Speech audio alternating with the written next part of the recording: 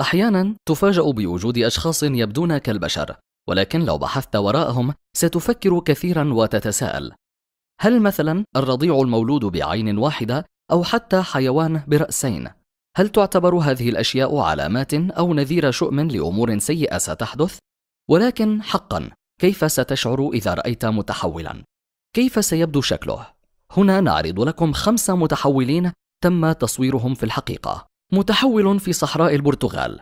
تم تصوير هذا المخلوق الغريب في صحراء البرتغال من قبل بعض الأشخاص. في البداية يبدو بهيئة بشرية، ولكن عند النظر جيدا تجده يشبه الحيوان قليلا، وهو طويل بذراعين طوال للغاية، يسير بطريقة غريبة ويبدو كما لو كان من أهل الكهوف.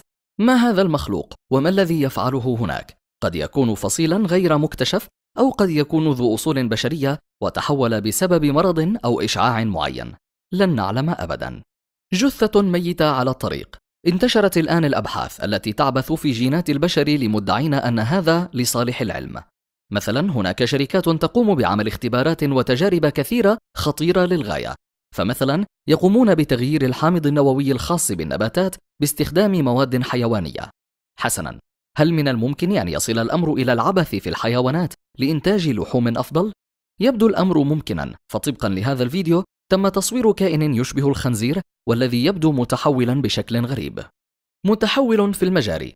المجاري دائما ما تعتبر مكانا غامضا ومقززا ومخيفا، ولكن ليس للجميع، فيوجد ناس يعيشون في مخيمات داخل المجاري، وخصوصا المشردين ليكونوا في مأمن داخلها، ولكن من الممكن أن نعثر بداخلها على شيء غريب للغاية، لا نعلم، قد يتعرض البشر داخلها للتحول بسبب المخلفات.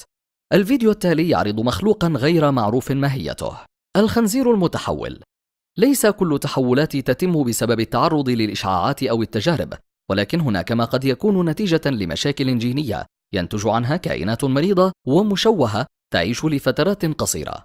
حسنا، هذا الخنزير ولد في الصين، وقد عرف الناس على الفور وجود مشكلة به بسبب وجهه المرعب، وجه مسطح ويمكن مقارنته بالبشر، وأنفه الغريبة التي تشبه العضو الذكري، وبسبب شكله الغريب ولسانه المتدلي كان يواجه مشاكل في التنفس، وهو ما جعله يفتح فمه على اتساعه ليستطيع التنفس، والصوت الذي يصدره الذي يمكن وصفه بالصرخة الصامتة.